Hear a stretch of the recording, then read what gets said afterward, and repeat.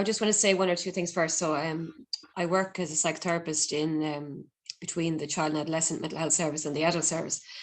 And so I ran, as Hannah was saying, I ran it for my course, and particularly my interest was in about, I suppose, people's experience of fear, but how we would help our participants, help, I suppose, looking at ourselves first and our own experience of fear before we can help our participants. So it wasn't necessarily us as instructors, but how we would actually support ourselves first before we work with other people.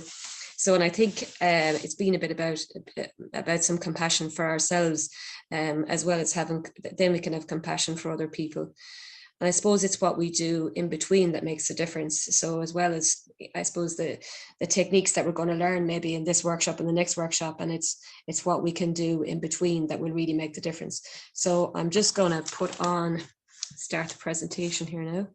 So I suppose I'm looking at this presentation maybe as a resource, and that maybe over time this will be added to, and maybe people can take a different position and add to it. I suppose research is always changing, so hopefully people can add to this again and put in some new strategies and layer on top of this, which will be really good. And I've looked at the lens through a lot of the research that's there at the moment on adventure sports and kayaking. So not particularly from my own background working in mental health really, but just particularly through adventure sports and kayaking, and how the research related to that, maybe some of how the podcast related to that. So slightly different than the way I would work, but it was really interesting to look at, as particularly around how people spoke about rational fear and irrational fear, but I'll go into that in a bit, maybe down to the presentation. So I'm going to try and talk about it or tell it as a story and relate it to experience that maybe I've had or other people have had, and link a story maybe to it. So and I suppose the other position really is that fear is normal and natural, and it's very valid in the outdoors and when we're out in our adventure sports, and that fear is important to us, and fear helps us stay alert, keeps us concentrating, and keeps us in a flow state. But I suppose when it's becoming overwhelming and becoming difficult to manage, that and affecting our performance and ability in the water, and that's maybe a time maybe when we need to take another look at it and maybe look at how we're approaching it, maybe strategies that we can use to help manage that. And I suppose we don't always want to be hitting the panic button and exploring maybe the symptoms of anxiety, and it's not necessarily that we're in danger, but it's actually just the symptoms of anxiety that are actually there. And it's quite closely aligned with our mental health. And I suppose if it's becoming unmanageable, that we can go to our GP and look for some referral, and maybe to an appropriate service or a therapist if it's becoming unmanageable. So I suppose while I was doing the presentation for my class, I suppose it's been very helpful for me even to work with fear. And the panelists that are going to come on tonight, they're going to experience fear at a different level, and everybody here tonight is probably experiencing fear at a different level. So we've got people paddling at quite a high level and professional level, so their experience and the conditions that they're paddling in are probably completely different than what we would experience. So it'll be interesting to see how they experience it and their techniques and how they manage it. So fear is going to be with us when we're out, and whether that's on the water, on the sea, or in competition. But to me, I suppose the analogy that I use, it's a bit like having a gym ball in front of you on your deck, and that gym ball is it's in your way. So it's a struggle to paddle with it. It's a struggle to see over it, to see around it.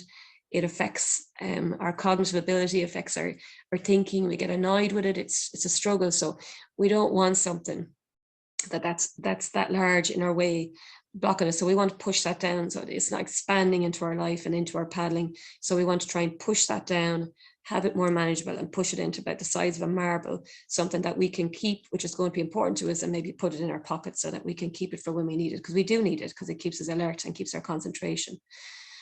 And I suppose there's a lot of things that have to be right for us to be in a good space, to be on the water, so that we get a good diet. And I know that's probably been spoken about in previous workshops about safety, and there's a lot spoken about food and diet, and that we get enough sleep, that we're emotionally regulated, and if it's a good day to be out, it's a good day to be out, and if you don't feel like being out, maybe it's not the day to be out, and that our physical health is up to it, we have enough hydration to be on the water, before we go out.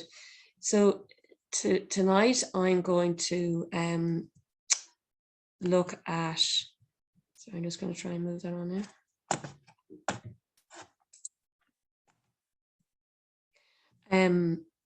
Look at some techniques, and I'm going to look at patterns of fear. I'm going to do a grounding exercise, and then look at a plan at the end, how we break our pattern.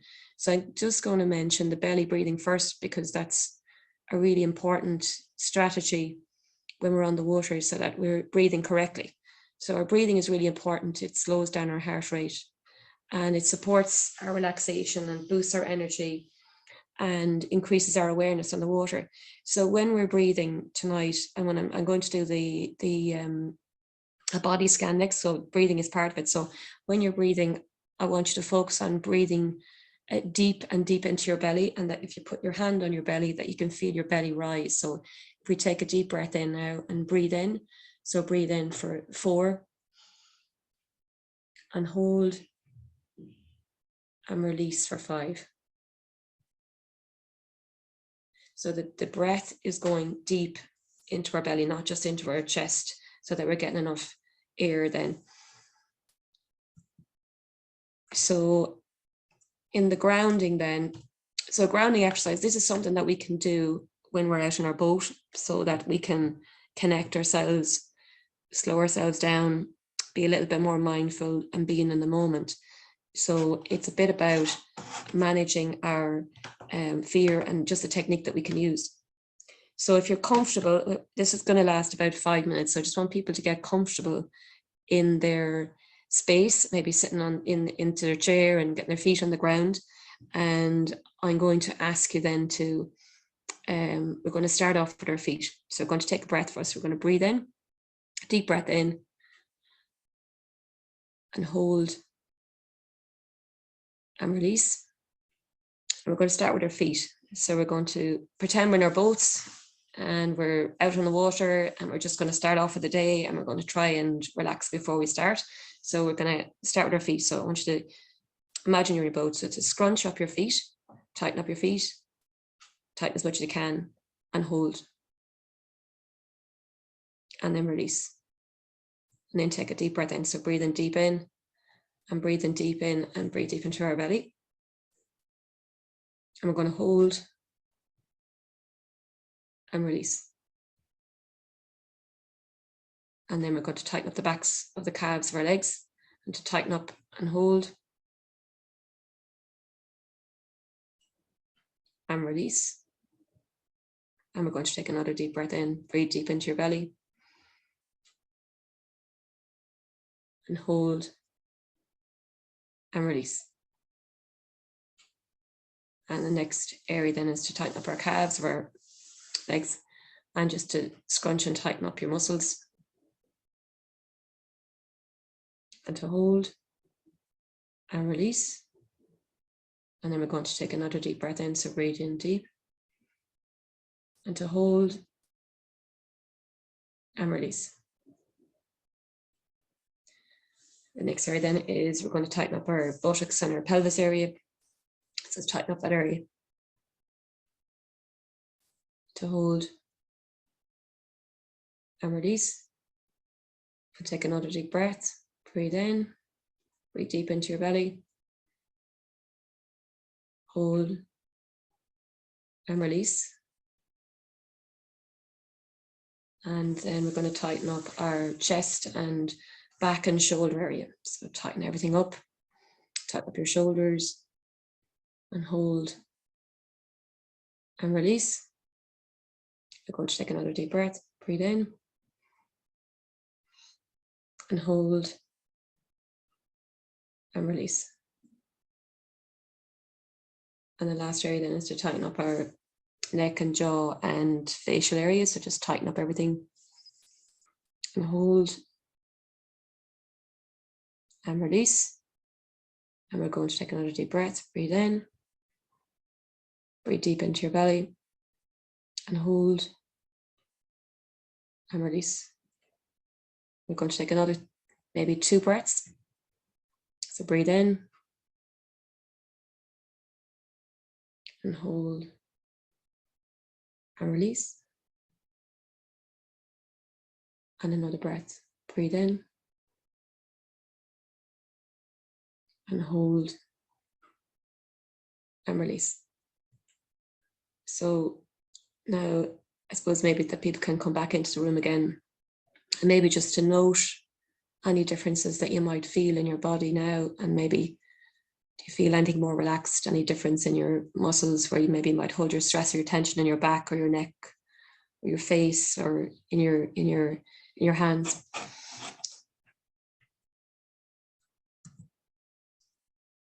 So I suppose in looking at fear and kayaking, and that fear is important because fear keeps us safe on the water and it heightens our awareness. And I suppose when it's untamed, it can become overwhelming. So what we want to do is to maybe find some strategies that we can work with and use when we're out on the water. And one of those will be looked at tonight is our patterns of thinking. And maybe rethinking fear as not just something that's negative, but that we can rethink it as something as bravery and excitement and courage, that when we feel our heart beating, that we're being very brave in going out to do what we do.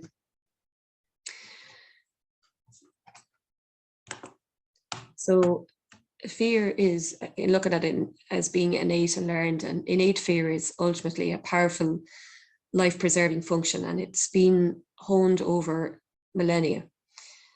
And it's been an endless battle for our ancestors to survive. And it didn't really matter if fear was rational or irrational. The only important factor was whether it kept you alive or not.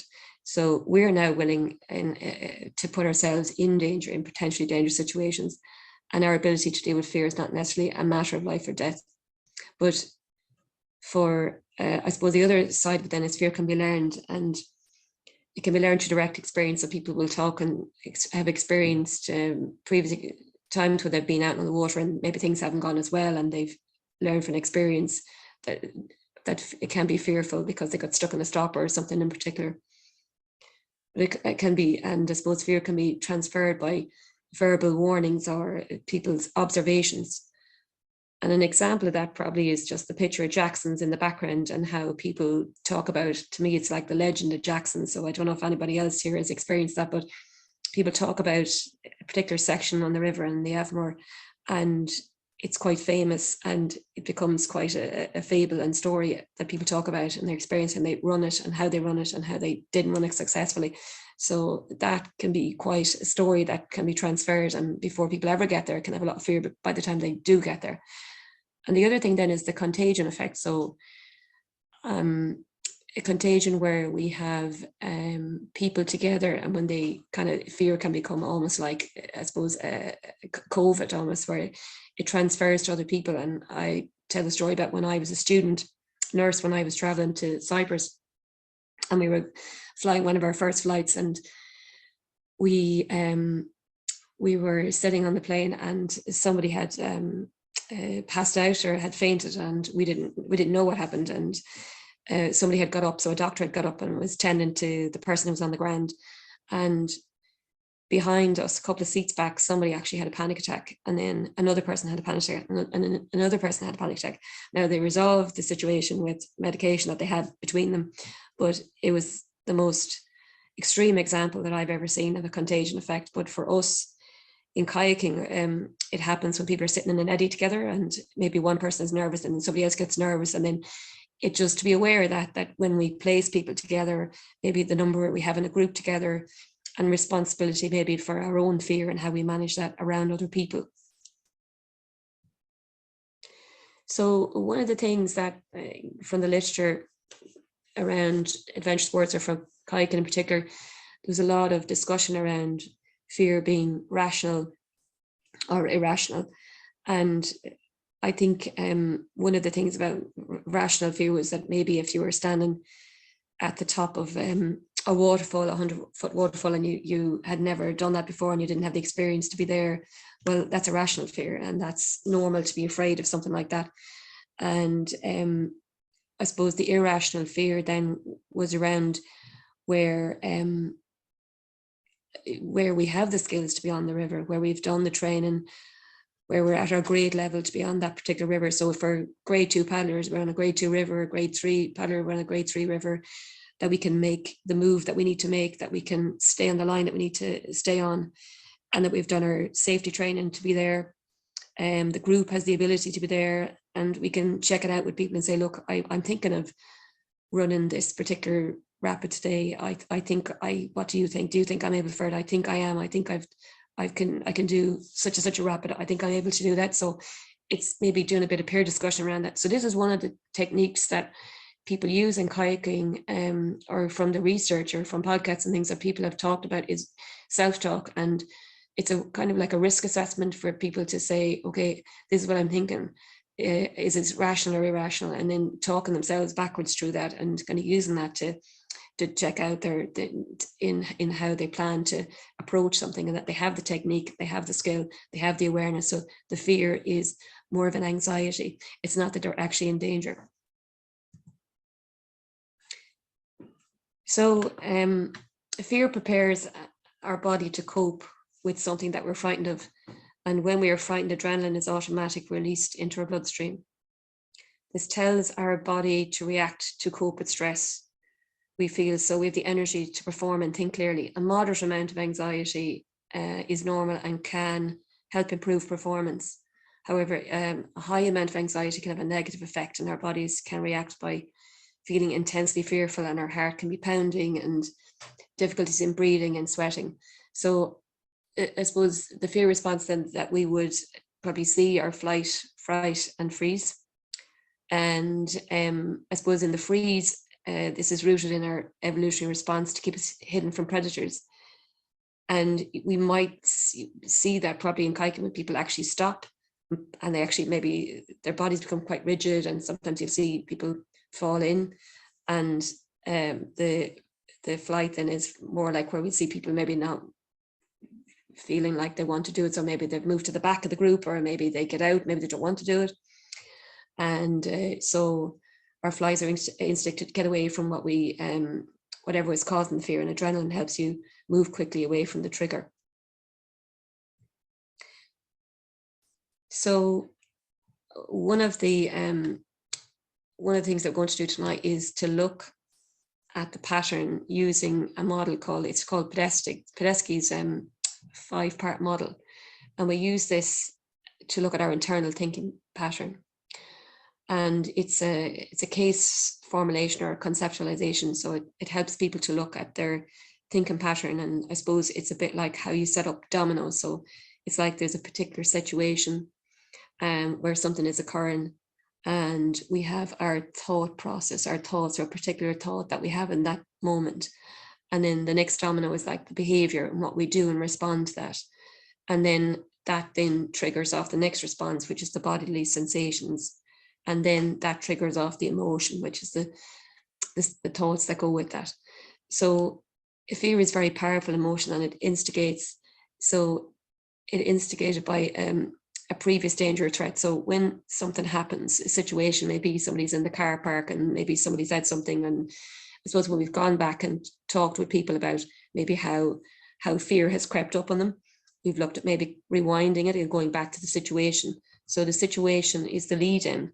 So where we are, what we're doing, who's with us, and maybe a bit about the story, about the lead in to what happened. And I suppose maybe people can think about this now. We might ask you to put into the chat, maybe to think back on a situation, maybe where things unfolded for you, maybe where you were in the car park, and maybe, you know, the river is particularly high on a particular day. There's people around you, or maybe who are quite nervous, and it's the build up to the situation. And for some people have said to me, the situation actually starts the day before, and they actually start getting really, really nervous on the day before.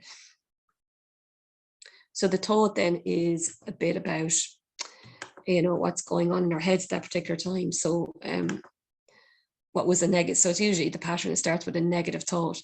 So usually it's a negative on self. So it's a bit about, I'm going to fall in, I can't do this, I'm crap at this, I'm the worst in the group, I'm useless at this, I need to give it up.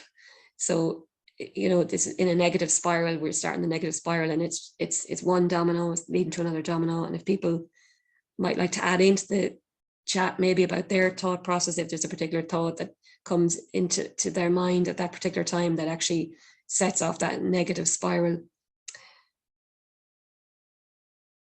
And then I suppose the next domino then is the physical sensation. So I think when we're feeling that sensation in our body, people often think about their heart pounding and heart racing.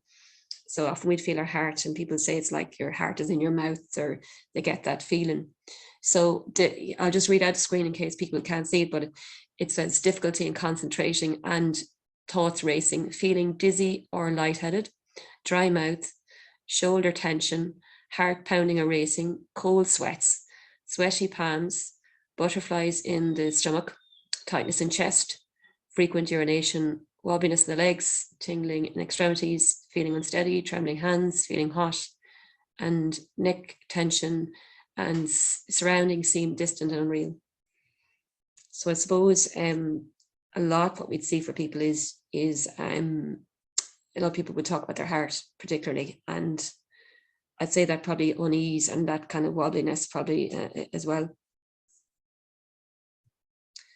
Then with the emotion is the next domino then. So a lot of the emotion is fear is the primary emotion. So we often, I suppose the fear then is what we hear a lot about is fear of embarrassing oneself, fear of swimming, fear of falling in. And then the secondary emotions that come from that then are sadness, shame, anger, but people might put in something different and may feel something different to that. And then the response is the next domino. So then this kind of triggers a response. So sometimes, I suppose, what we hear is that people give up.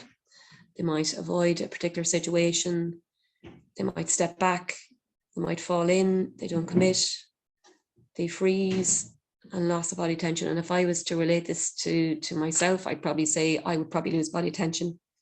And that then caused me to lose stability in the boat, and I probably would fall in particular situations where I'm particularly nervous, or not focusing, and I'm not really self-aware, and I'm not aware of that I'm getting nervous. So that's particularly something that I have to watch out for. I'm just going to go back here, sorry, enough 1 second. So we can see then that there's a number of dominoes that line up for us, and we're really just trying to slow down the pattern, and there's a lead into it, and we can actually, it's not that we just land instantly in fear and we're suddenly at the height of it. It can take 30 minutes to rewind and actually go back to the start and feel calm, so that we're trying to slow it down and build an awareness, and that there's things that we can do. And the 2 lines through the circle are about breaking the pattern. So this is a worksheet which is really helpful, and I'll probably put this in and maybe send it out, that it's something you can look at yourself in your own time, and it can be used for anything, but it's particularly that we can slow down the process. There's a way of breaking the pattern and thinking how each domino and how maybe certain ones might relate more to us, and that we can see our own pattern as it's developing and as it circles and goes around and around and around. And then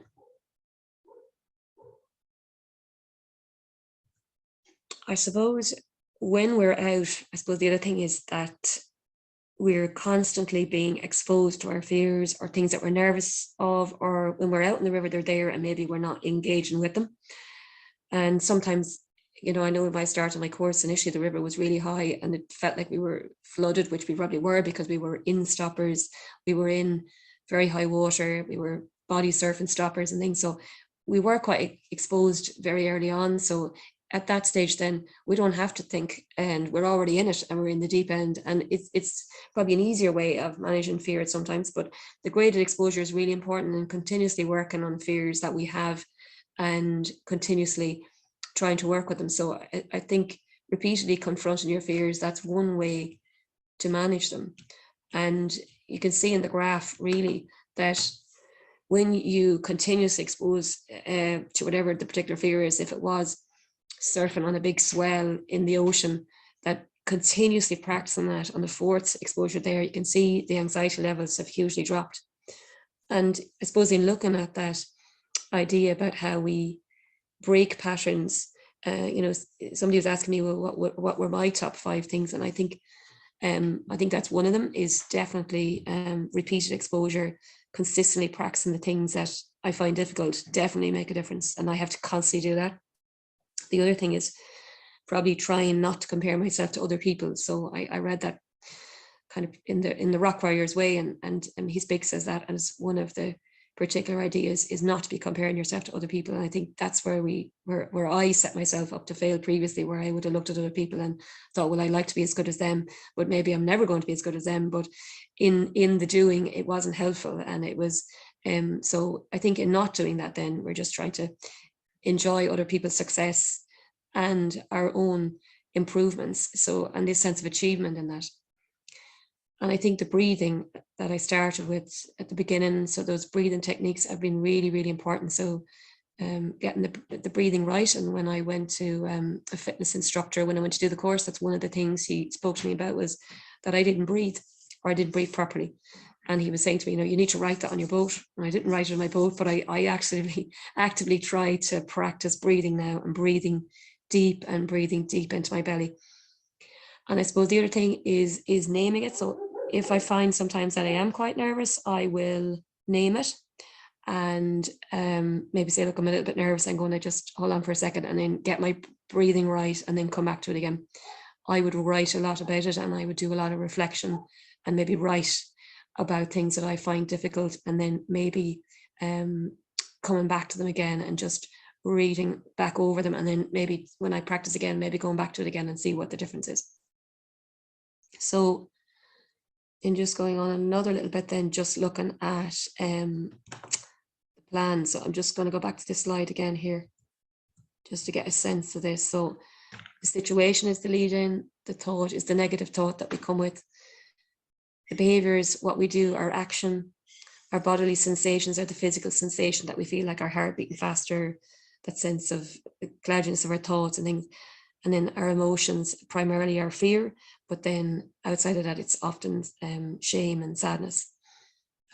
And then the interruption of that pattern is our plan, and what we're going to do to try and address that, and techniques that might be useful to us when we're out on the river. So one of the things that's really helpful is that idea of mindfulness or grounding ourselves. So that was a body scan that I did maybe at the start, and that's something really, really simple that people can use when they're sitting in their boat. Nobody has to know you're actually doing that, but it's something you can do. Sit in your boat, start with your toes, scrunch up your toes, and right up to your head then, but mindfully breathing when you're doing it. So breathing consciously, so maybe to write it on your boat to remember it. And the technique of the breathing is deep into the belly.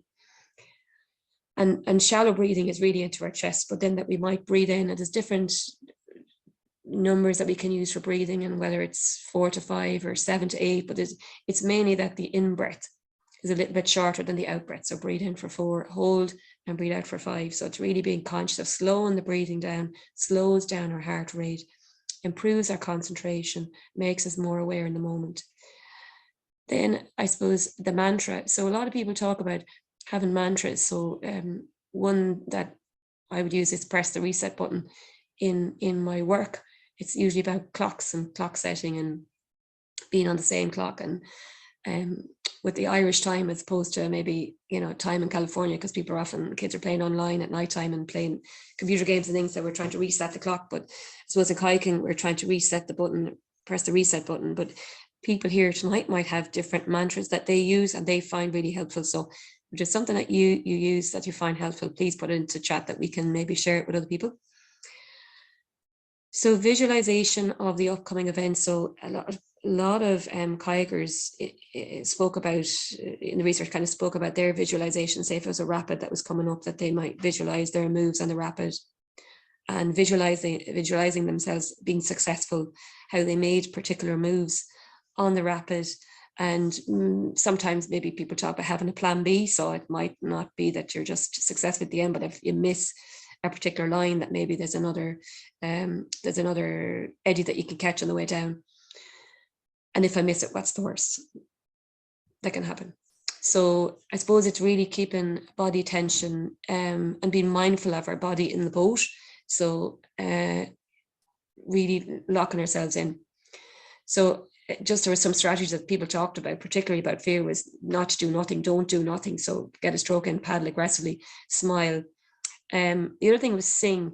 So just some of the research spoke about our working memory and our procedural memory, that when it's overloaded, that it can't take on a lot of information, can take on minute amounts of information. So to distract that kind of, distract the mind, really, it was about, one of them was talking about singing and counting backwards, that it just caused a distraction, and that people found that really helpful.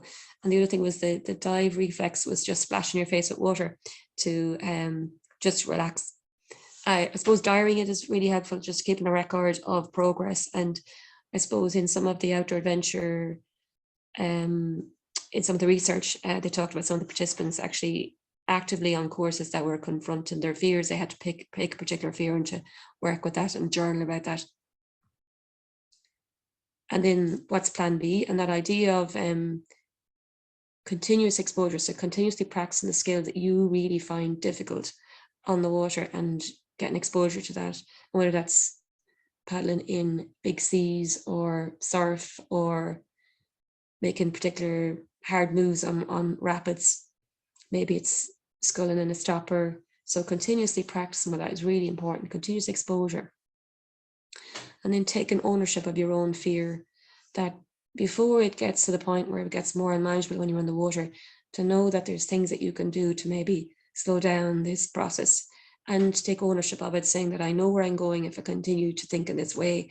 There's actually ways that we can actually slow it down and think about it, and maybe doing a reflection when you do come home, if it does run away, that there's it's thinking, what could I do different the next time? What was helpful? What worked for me? And using as many different strategies as we can. And a debrief sometimes is really helpful. So maybe talking with a peer or another instructor, or just thinking it out about maybe what happened on the water. Because sometimes if it's an incident and it's a particularly scary incident, or there's a lot of fear around something that happened on the water on a particular day, it's worth actually just thinking about that and talking it out, maybe thinking about what happened and what could be different or done different. And a reframe, then it's about thinking as just not just always as fear as being negative, as sometimes it's really positive, and it does help us with our concentration, and it makes us feel more in the moment and puts us into flow, or helps us stay in flow. And a moderate amount of fear, it can be really helpful to us. And I think that's probably it from the presentation that I have. And unless anyone wants to add anything in from the panel, but I'm just going to come back out of screen share here now. That was absolutely brilliant, Catherine. Thank you so much. And well, I'm actually going to ask you a few questions before anybody else does. So you have an opportunity now as attendees to ask questions through the Q&A. I can put them to Catherine. Again, it's on an anonymous basis, if I can say it. And yeah, feel free, like you have someone who's very qualified in this area. So really, this is your opportunity. If there's something that arises, a pattern you're struggling to break or things like that, or something you're noticing, please share it. Please put it out here, because the one thing about fear is being really honest. I think that's a really important bit, and normalizing it. We all feel it. Every single human being feels it. So don't think otherwise. Don't be, yeah. Nobody doesn't fear it. And in the boat, yeah, I think it happens very frequently for all of us at all different stages. Just a few points, Catherine. I love your beginning point where you're saying what you do before you actually get in the boat can influence what happens in the boat, and can influence your fear. So that little bit around preparation, doing a check-in with yourself, monitoring yourself before that responsibility part, before you even get in the boat. Today might not be the day. Do you want to talk a little bit more about that? Yeah, no, thanks for doing that, because I it's unusual to talk to yourself because I can't see anybody. So I'm not getting I miss the feedback. So I do appreciate if people have any questions or comments, please come in. I'm usually working with people in the room all the time. So I work with families and individuals and couples. So it's very different to just be on your own. So yeah, so really the idea is we want to slow down the process. So it's about tuning into your body. Where is my body at when I get into my boat? Now, I'm really interested to know when people start that process. So the situation of when they start to get nervous, one lady said to me it was the day before, which is really interesting. But really that kind of mindfulness and that kind of grounding and that kind of body scan in the beginning, just to slow the heart rate, slow everything down, be more connected to what's around you. And there's another technique, which is about using 5 points to connect yourself in. And it's about a grounding exercise as well. And you look around to the environment and you connect and you see 5 things, hear 5 things, touch 5 things, or sorry, it's 5, 4, 3, 2, 1. So it's just about slowing it down and connecting in, and not letting our heart rate start to rise and start the process of fear taking over. And it's like that idea of a gym ball. We don't want it to expand into our world and take over our lovely day, and it's a beautiful day and the sun is shining and we're going to have a lovely paddle, and then this fear just starts to take over. So we just want to try and manage it, make it more manageable, so we're not letting everything run away with itself, that we can actually take control of it and manage it, and that we have the skills to do that. Now, sometimes that's practice. So not the same technique will work every time, and sometimes it will, but it's having your toolbox. So having a number of strategies that you can try out, and even with your friends, look, I'm sure everyone feels something different on the water. And I suppose it's having a bit of compassion, and that maybe I didn't probably address that at the beginning. We're trying to have a bit more compassion for ourselves. And if we can have compassion for ourselves, we'll have more compassion for people that are on the water with us, because if you can recognize it yourself, you can see it in other people, and you're able to say, check in, and are you okay? And it's helpful. And I think when people name it as well, even it can be really helpful. It just slows things down as well, and they feel a little bit more at ease that someone knows that it's not all internal. So I suppose mostly the idea of that worksheet there, that Podesky's model, is that it's really an internal process that you're starting. If we put it outside ourselves and externalize it, it can also help as well. Yeah, I couldn't agree more. Once you kind of confront fear with logic and voicing it, actually physically talking about it, all of a sudden it loses a massive amount of its power. I think that's a really good point also for coaches and instructors to be aware of creating that environment where people feel comfortable sharing and voicing their fears, but also in a pure paddling setting. Usually when you say, oh, I'm feeling this, I'm feeling that, other people will engage likewise, and all of a sudden it creates it's that support element around it. Also, what you're saying there, I think a warm-up can be a really good opportunity. People always in warm-ups kind of think it's a physical thing. I always think it's a time to switch on your body and mind, both of those things, to whatever you're asking of it. So if you're going to run a big river, well, you better make sure you have that responsibility to make sure your mind's ready for it. And in that warm-up's a really good time to check in on both physical and mental elements. And even it's good to ask, like I know somebody asked me this recently on the river. Well, just ask everybody, is everybody okay to paddle today? I thought that was a really nice thing to ask. And not everybody asked that, but it was just a really nice way to check in with everybody. And I suppose it's taking responsibility that on a day, if you're not well enough to paddle, then maybe it's not a day to be out. So if you're physically not well enough, if you're mentally not feeling it, and there's a lot of prep. We're out for a long, long day, whether it's on the sea or on the river or wherever. We're out for long days, and we need to have enough rest, enough sleep. We need to fuel our bodies correctly, that we have enough hydration and food. And I know Craig Keyword particularly talked about that when I was listening to the safety workshop, and I really think that's really important, so that we have the right fuel to actually manage to get through a whole day, and enough snacks and everything.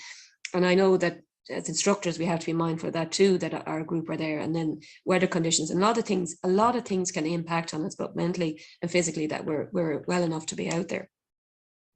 Yeah, some questions are starting to come in. So this one is, any tips on helping young juniors 11, 12 who are experiencing a lot of fear? How many of the tips discussed are applicable, or are there others? Can parents who don't paddle help their kids by talking about these things at home? So that's one kind of question. I suppose I know David is on here, and David is really, really good at working juniors. So it'll be interesting to hear what he'll have to say about that. And I know sometimes I have paddled with the juniors here, but I think particularly it's a lot about play.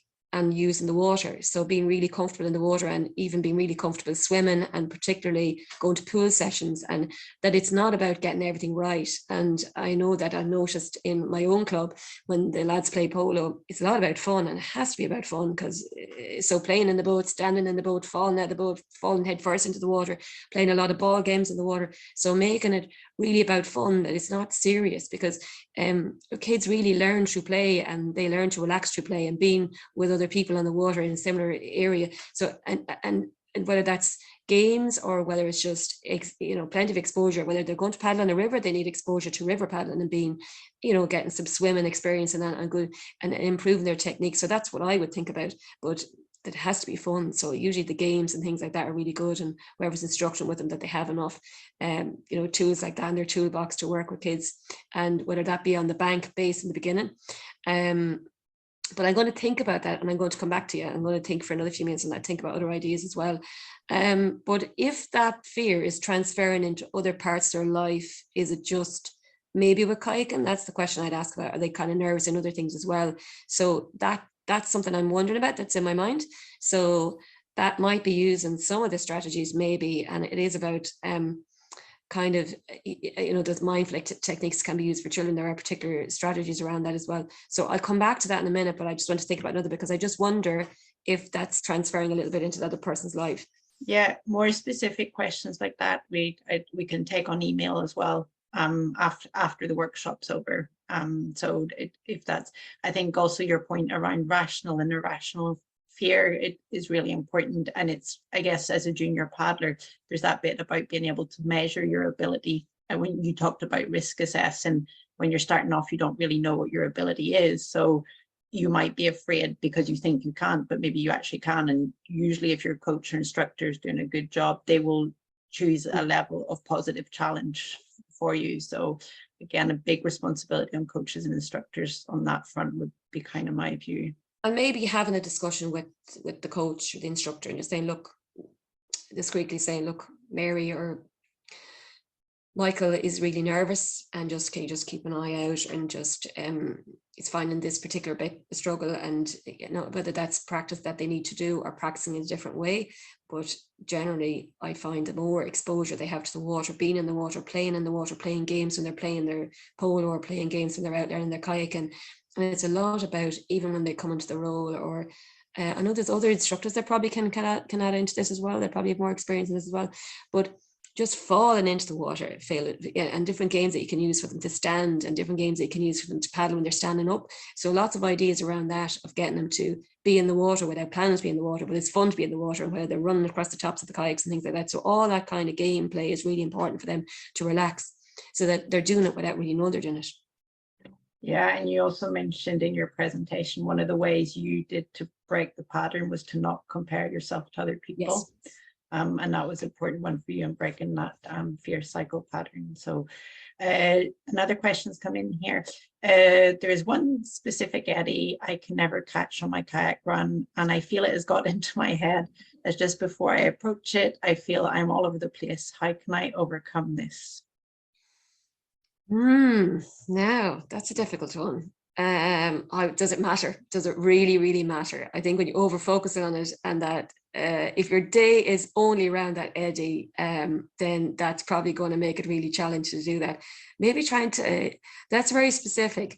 So trying to catch that eddy in a different way. So practice it from a different angle, practicing it from a ferry angle, practicing it, try and catch it backwards, try different ways. I think that over focus on that can really, that's like comparing yourself to other people almost. So if there's too much focus on one particular thing, that can make your day really difficult when you don't catch it. And the idea that you weren't successful, even though you were successful in everything else.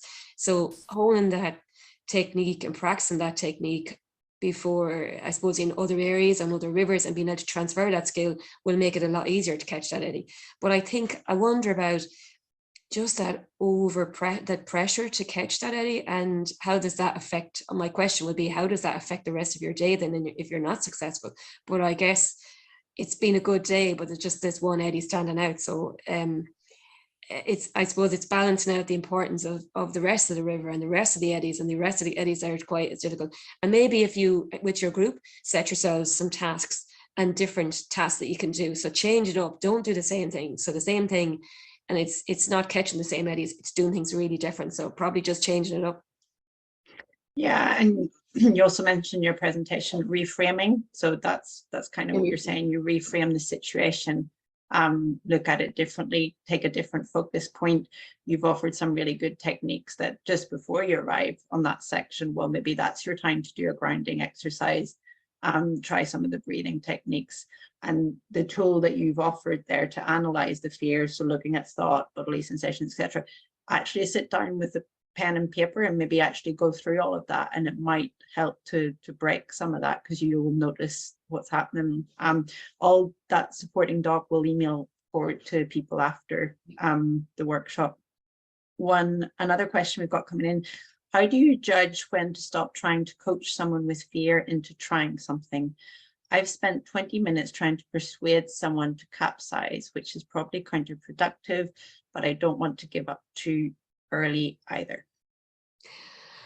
Yeah, and I think that's a discussion with the person. And I know that there's a huge focus on a capsize because people can't pass their level 2 unless they actually can capsize. So to be a level 2 kayaker, you have to do a capsize.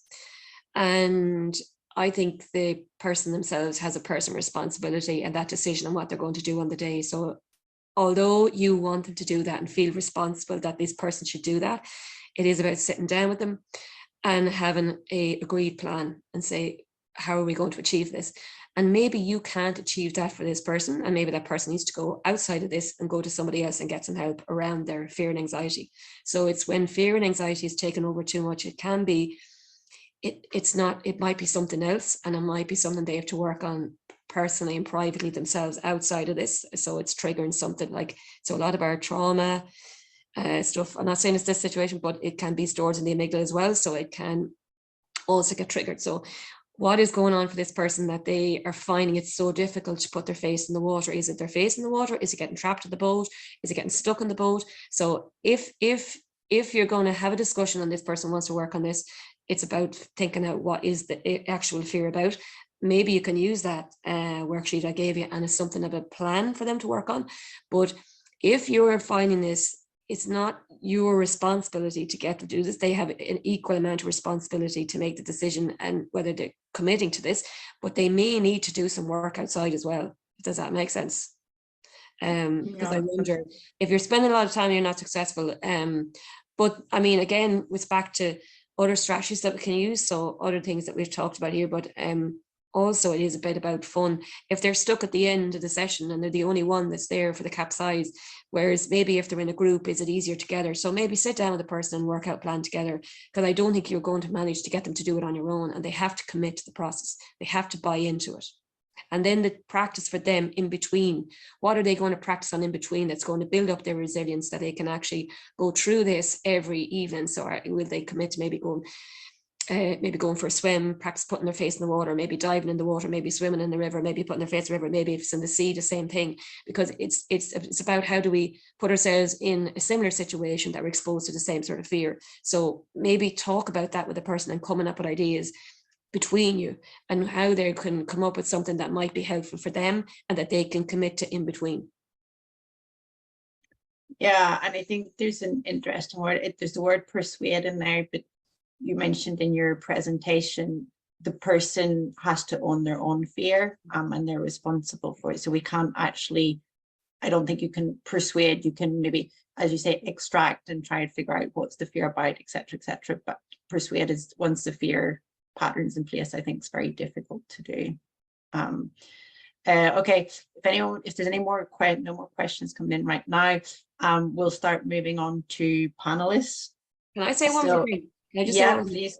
I think it's encouraging people to learn as much as they can about fear. So for that particular person, or for the parents of that child, it is about learning as much as you can about it, knowing as much as you can, and understanding how it occurs, that it's not just in that second, in that moment you're fearful. There's a long run into that fear. Sometimes we're triggered by previous events in our lives, events, you know, traumas or whatever. So there's lots of background there, and everybody has their own background and everybody has their own trauma. But in this person, it's about exploring and understanding about fear and what's going on for them in that process, that they can break it down.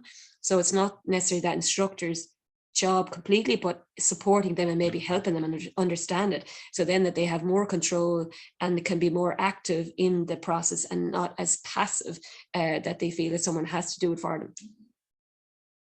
Brilliant, Catherine. No, it's absolutely great.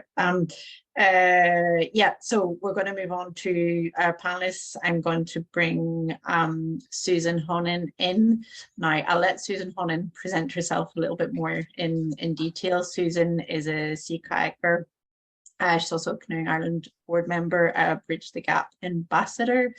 And she's got some really, she's accepted to come on here and to talk about her experiences of fear relating to sea kayaking, I think is specifically.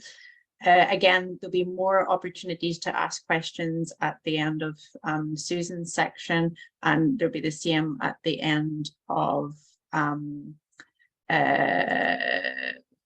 are you in, Susan? Yes, you are. There'll be more opportunities at the end of Roisin's section and the end of Dave's section. So please make the most of having these great panelists here to ask any questions you want to. I'm just wondering, can we see? Yeah, there's Susan. Okay. So yeah, Susan, if you want to present yourself, and then off we go. Okay, well, like you said, I'm a sea kayaker, a Bridge the Gap ambassador, which has been a great experience. I'm particularly interested in promoting women in paddle sports and dealing with people who do have a lot of fear around the water, because I sympathise with that person who questioned in about trying to get somebody to capsize for 20 minutes, because I would have been that paddler when I started paddling. I would have been not willing to capsize. Any of my friends who would have seen me trying to do stuff, I'd be there with my eyes bulging and like, you know. And I've also dealt with, I'm a level 3 sea kayak instructor now, and you know, paddle around Ireland. I've got a few miles under my belt, and I've, you know, faced a few fears. For me, there was one incident when I was a young person, and it involved a kayak, and then it ended up with me being brought to the bank, but I don't remember being brought to the bank, and I don't remember being got out of the kayak.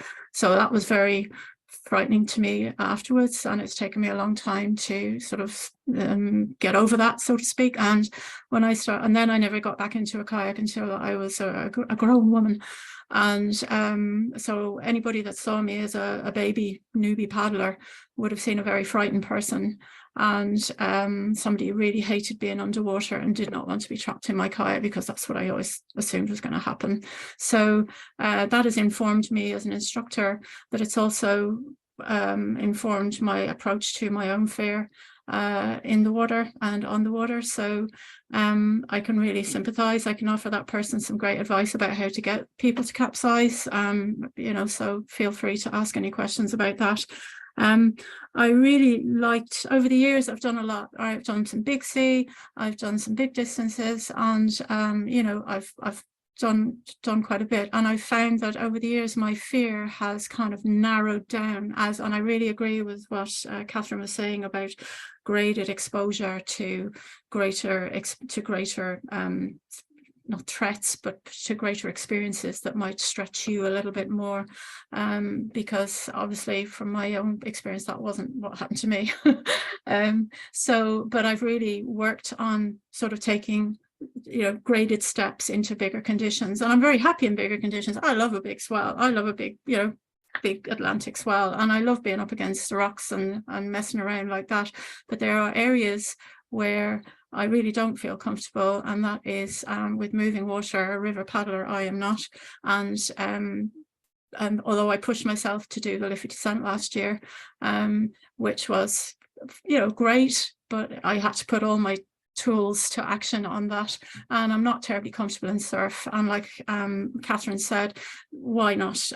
Because I don't practice them enough. All right, I haven't dipped my toe into those conditions enough to become comfortable. So I would really reiterate what she said there about facing your do the hard stuff. There's a very good book that I was given, and I'm not sure what the other panelists, Roisin and David, will think about this, because it's quite an old-fashioned book, but it's called The Champion's Mind by Jim Aframo, and it basically takes how great athletes train and thrive. And I was given this book by another coach, and there were some really good nuggets in it which I took on board, which was to, you know, do the thing you're not comfortable with, do the hard stuff. So I would take it under my belt every now and again, and I would, you know, if I wasn't feeling like doing a roll, I would just go out and do a roll, or, you know, in my paddle.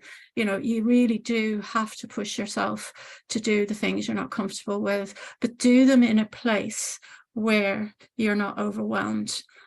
Because, you know, being overwhelmed, it just absolutely shuts you down. So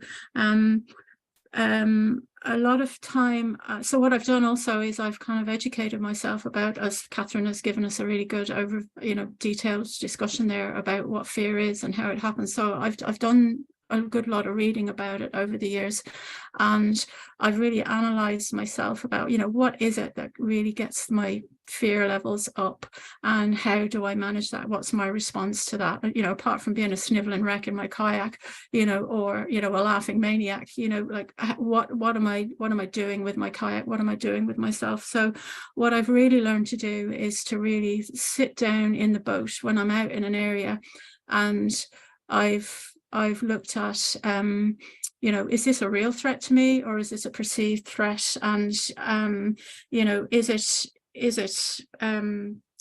something that is really going to do me damage? And then really, when I think about that, it's not going to do me damage, you know, really, because on the sea, I'm not talking about going down bouldery rivers or anything like that there, where there is you know, chance you might injure yourself. But, you know, what am I really afraid of here? Am I afraid of capsizing? I'm looking at myself and I'm thinking, what could possibly happen to you? So, you know, am I going to lose face? Will I get injured? Will I, you know, am I going to fall in? Am I going to have to rescue? You know, and now if somebody else falls in the same environment, I'll be the first person in to go and get them, you know. So, but if it's me going in, you know, first, it's a whole bit of a different ballgame. So I really, really have a think about what I'm looking at, and I self-talk and I explain to myself what it is I'm looking at, and I look at other kayakers in that environment and I say, okay, well, their boat's doing this, they're going in that direction, they're being moved in a certain way. Okay, that's similar to what probably will happen when I go in. So I'm really careful to have a good think about, you know, what am I looking at? Is it actually something that is a scary thing, or is it just noisy and loud and, you know, whatever? And what is the big fear? And for me, I've narrowed it down to the fact that, you know, am I a pilot or a passenger in my kayak? Can I drive my kayak through these conditions? And I found that I get most kind of scared and you know, bit anxious when I think, oh, I'm gonna lose control of my kayak here. And for me, that happens in moving water areas. So again, it's something that I just have to go and practice. So what I would do is I visualize a good bit. I spend a lot of time. Now, you can catastrophize to your heart's content and be really, really like, I'm going to die, and like, this is terrible and I don't want to be here. But, you know, you can lean into that and you can say, okay, so you're going to die. How are you going to die? What's it going to be like? And, you know, how are you going to get out of this? Will you get out of this? And when you start sort of reeling back these thoughts to yourself, they kind of sound a bit ridiculous, and it's like, no, you're not going to die, you're just going to fall in, like, it's no big deal really. So, you know, there is a case for your head is catastrophizing and all these thoughts are going through your mind and it's not looking good, and then if you bring those in and you say, okay, yeah, it's not looking good and this is what's going to happen, and then you think, you know, really? So it kind of minimizes a bit. There's another book that I would recommend to do with that, which is called The Worry Trick, and it's by sorry, I've lost my note here. Yeah, it's The Worry Trick by David Carbonell, How Your Brain Tricks You into Expecting the Worst. I found that very, very helpful with anxiety on the water, even though it's not aimed at paddlers or it's not aimed at people in sport, but each chapter takes a different aspect of what we worry about. And, you know, there were a few things in there that I found really useful. And one of those was taking the catastrophizing head on and running with it and taking it to its worst case scenario, and then realizing how, you know, unlikely that is to happen. And, you know, what are you really worried about, you know, here? Another thing I've really learned over the years is to not give really much thought to what other people think. I've gone through my life looking at paddlers who are greater than I am and who are far more skilled than I am, and comparing myself to them and being worried about and fed up about, oh, why can't I do this? Why can't I do that? And you know what? It doesn't matter. It really doesn't matter, as long as you enjoy it and you're enjoying what you do and you're comfortable in your own competency and you are competent. So, you know, I couldn't, Catherine was saying that as well, and Hannah there, you know, just don't compare. It is one of the most self-destructive things you can do with yourself, is to compare yourself to others. Because with respect to the competitors who are going to come after me, you know, which they don't want to hear this, but there's probably always someone better than you. All right. And you know, that's fine. That's fine. That's life. I'm not working in a competitive environment, so I'm competing with myself and what I want to do. I used to be a terrible apologizer. I'm sorry, this is going to be a terrible role, or I'm sorry, I'm not going to make this gap, or whatever. And then it was Des Keeney who you know, saw that earlier on and sort of whipped it out of me in the nicest of ways by you know, really challenged me on that. And you know, I've learned now to go into difficult situations and say, you know what, this is going to be good because I'm going to do X, Y, and Z. Now, it doesn't always happen that way, guys. Like, it really doesn't. Sometimes I am totally overwhelmed with the conditions, and sometimes, you know, I just say, not going there, paddle off. And I may go back in a little bit later when I've calmed myself down, and, you know, I may go back into the conditions, say, yeah, I'll give it a go, which I have done. But sometimes I don't go back in. I just huddle off and maybe do something different for the day or whatever. So things I've done is I talk to myself about what I'm looking at. You know, what is this environment? What is it doing? What's happening with other people in that same environment? What are their boats doing? I mirror, you know, if I'm following somebody, I will mirror perhaps what they do, if they've gone through a gap successfully, or if they've gone, you know, over an area of sea successfully. And practice, and also self-talk and visualize. I've done in the past, I've done a bit of guided meditation.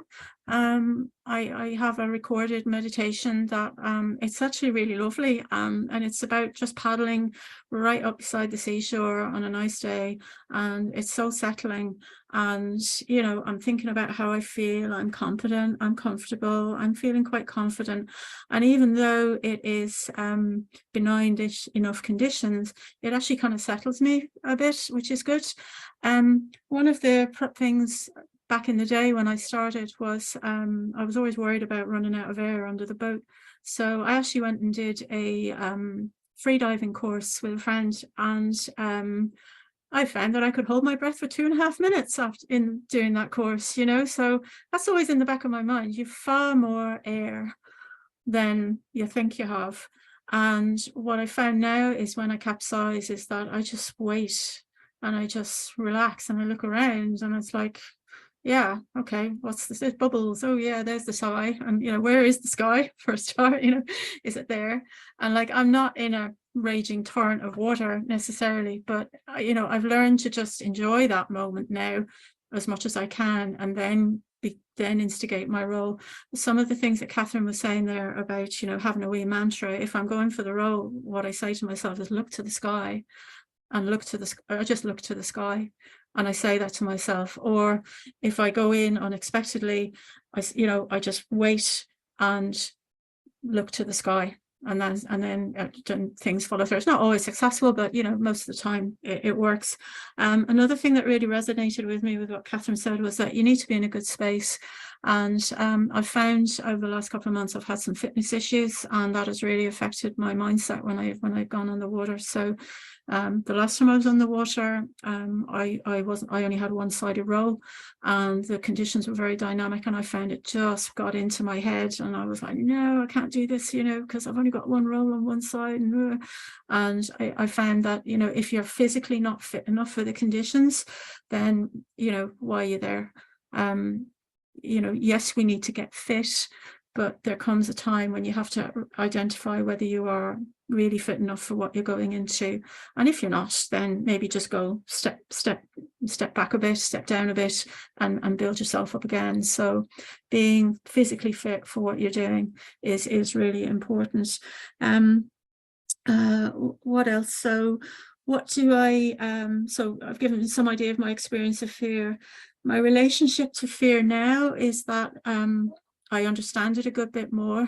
I use the strategies that I said there, self-talk, visualization. And the self-talk that I give myself is usually when I'm in conditions, I make sure that what I say to myself is positive. There's none of this, you're going to die. I do all that sort of before I get into that situation. All right, I got rid of all that stuff. Now, that's not to say that by the time I get to where I need to be that I'm fearless. No, that is not the case at all. But it's always positive. And I know I've got competencies, right? I'm good at what I do, and I have these competencies. And other people have said to me, oh, you're really calm in this environment. Now, I don't feel that calm, but the impression that I'm giving others is that I'm quite calm. And that's given me, you know, that's feedback from me that, oh yeah, well, maybe I am calm, you know, maybe yeah, that's what it is. And even if my head's whirring a bit, you know, my outward persona, it looks a bit calmer. Yeah, I really, the physical side of things, I'd be relaxing my jaw when I'm out. I'd have my fingers on the paddle. If I'm gripping my paddle, I'd be aware of that, and I'd always try and play the piano with my fingers on my paddle. I'd try and loosen my hands a bit, sit in the boat and just wobble around a bit, and just, you know, breathe. And the breathing bit, which was that free diving course, that was the whole weekend of breathing, and maybe like 20 minutes in the water, you know, in a pool. But it was all relaxation exercises. I have to say, I couldn't recommend that enough for relaxing you and learning how to breathe deeply. So they would be kind of the key strategies. And then also I would just accept yourself, you know, accept that, you know, there's other people out there, they're in their own worlds in their kayaks, and you know, they're doing their thing. So you might be really comfortable in dynamic conditions, and the person beside you might be having a total epic, and you're thinking, oh, this is really benign, and they're thinking, I'm going to die. But you know, the same water can give two, you know, opposing experiences. So what I find as an instructor, I find I'm getting really observant about how other people are feeling, and you know, letting people know that you're there and that there's someone there for you. So, you know, paddle with people who are better than you, certainly. But also, you know, there's no shame in admitting that you get scared sometimes, and, you know, everybody does. I've seen people who are far better paddlers with me, you know, really sick looking and pale and just, you know, not looking forward to what they're going into. And, you know, if they're doing that, then the rest of us are, you know, we shouldn't be like that necessarily, but it's not that we shouldn't be like that, but you know, there's no shame in us feeling a little bit wobbly about where we're going. So what else? Yeah, you know, are you a pilot or a passenger? Can you drive your boat? Are you feeling competent? You know, and if the answer to, you know, I'm not really feeling comfortable here, if the answer is I'm not feeling comfortable here, that's okay. But you have to think about, well, what do I need to do to make myself feel comfortable? And usually it's a few tweaks, or usually it's just distancing yourself from where you need to be if possible. If you have to keep going, and on a sea kayaking trip, you know, if you're paddling downwind and the sea's coming behind you and you're feeling a bit unstable, there's no immediate get out. So that's that's really draining in your energy levels. So it's really important to just settle your breathing there. You often see people who are very nervous just windmilling away and paddling really fast, trying to get out of there as quickly as possible. But actually what you need to do is kind of slow down, paddle nice, long, gentle strokes. Even if the sea is quite dynamic around you, just keep going, regular, breathe. Look at the birds, look at the sea, look at other people, you know, learn to kind of enjoy the environment, because really, what is the worst that will happen? You know, mostly it's a capsize, mostly it's a rescue, and, you know, that gives other people a chance to learn and show off their skills, and they're going to feel great about their day. So you've helped somebody by falling in, often is the case. So you know, the key for me, it's like, you know, have a think about what is the worst that's going to happen, and practice the things that you're not comfortable doing, but practice them in a way that is graded. Okay, you don't want to be thrown in the deep end. I just really don't like throwing people in the deep end. Having said that, I've had people who don't want to capsize, and I have pulled them over towards me and held them, you know, just here, lean onto my arms, you're halfway in the water, nothing's going to happen. And, you know, when I was doing that first, I was like hyperventilating as that paddler, you know, I was like, no, I'm going to drown. But, you know, I was in somebody's arms and they settled me, you know, so you need to pass on the calmness to other people too. So, yeah, so that's pretty much me and my approach to it. Can I ask you a question? Yeah. I'm just wondering, just about your visualization.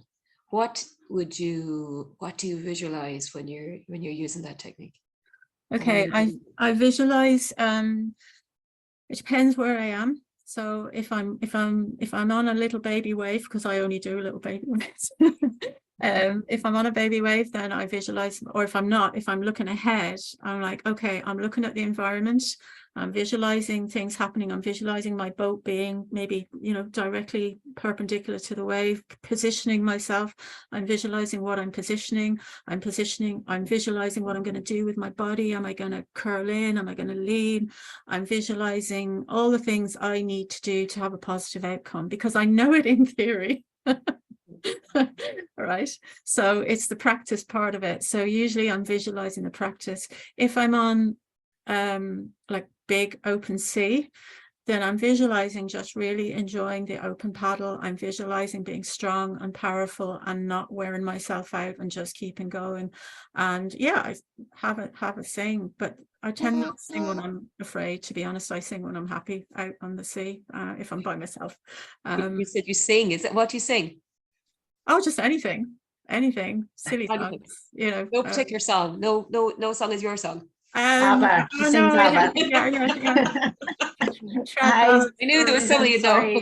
I don't get me to sing now, but anyway, so I thought you were going to offer us that little tune there, Susan. Sorry, we just need to keep on, because we've got another two panelists to come. I got a question here in the Q&A for you, Susan. Well, it's more a compliment, I guess. Susan, you've really struck a chord with me. Comparisons with others, really inspiring thought and talk. Thank you. I'll be trying my best to implement that in my paddling now. So see there, Susan. It doesn't matter what other people think. Yeah, no, and thank you for your very honest expression around this, and I can't reinforce it enough. The more honest we are around our fears, the more we can do. And I'm amazed at how much you've done over the years to actually understand your fear and work with it and trying different techniques. And I think that's the story, is that you can, as you explained, you went from a position where you couldn't even capsize to now being able to go and paddle in big swells, but that was through techniques and research and trying different things, and yeah, it's just about finding what works for you.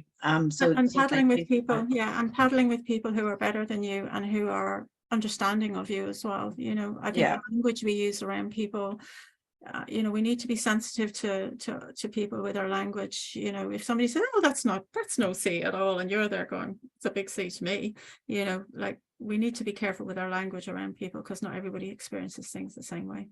Yeah, 100%, Susan. Thank you so much. You could probably go another hour, but unfortunately we've got another two panelists to come. Catherine, did you want to say something before? No, I was just going to say I've written down some of Susan's ideas, and they're just amazing. So, and it was so honest. I really appreciate, I mean, the way you spoke about it too. It's been really being open and honest, and the level that you feel fear at, it's very different to, you know, some of the people that might be on tonight who are just starting out. So it was very honest. I really appreciate that. And it's some lovely ideas. So I've written down some of them, but they're really inspirational. So thanks very much.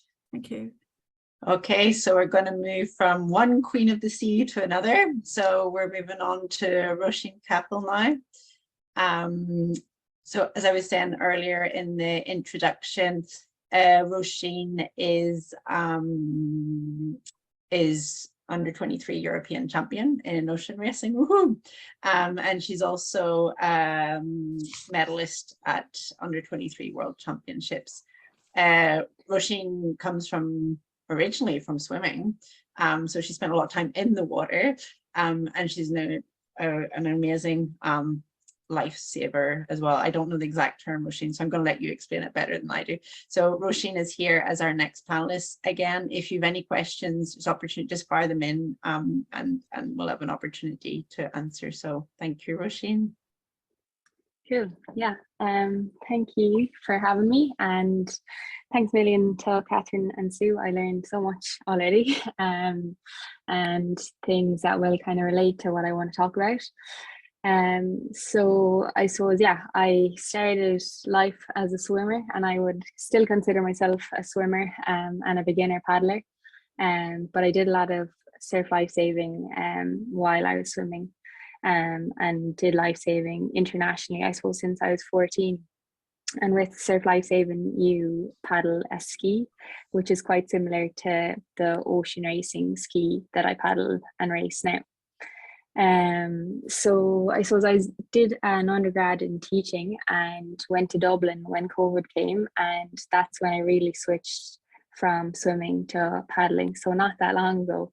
And I joined Selbridge Paddlers, and I started paddling the K1, and then it was that year that I entered my first international ocean racing event, and it was the World Championships in Lanzarote. So I'll come back to that as well. I suppose just to kind of explain what ocean racing is, it's ideally downwind race. So ideally you have the wind behind you and also the swell behind you, and it's usually like an A to B race along the coastline, and you're just trying to surf and catch the runs and link them up and try and maintain as much speed as possible along the coastline. So that's ocean racing. It's a sit on top boat, so you're not in it, but it's quite really long and really narrow. Yeah, so that's kind of my background and a kind of an insight into what ocean racing is. I suppose just as thinking about fear and like where I learned the most about my fear and that sort of thing, and it would have to be my first World Championships in Lanzarote. I remember driving to the race start. We had a car full of Irish people. We were driving along the coast, and we could see the waves crashing against the cliff and spray coming up over the cliff. And I was thinking, okay, that's interesting. That means it's big out there. So that was the first kind of start of fear, I suppose, that I started to begin to feel that day. So we got to the beach, head high waves on the beach, huge. And all the South Africans were out warming up. They were using a rip on the side of the beach to make it out through the swell, but sometimes the sets were so big that they were just closing out across the beach, and the rip wasn't any use. So they actually changed the start of the race from a beach start to a deep water start because the waves were so big. Yeah, so that was kind of an interesting start to the fear, which I really wasn't so aware of. But I suppose I became aware of the fear when I didn't warm up. So I was so afraid of the conditions that I decided not to warm up. So that was interesting. And I suppose taken from what Catherine was saying, I guess the gym ball of fear was sitting in front of me there. And I didn't expect it.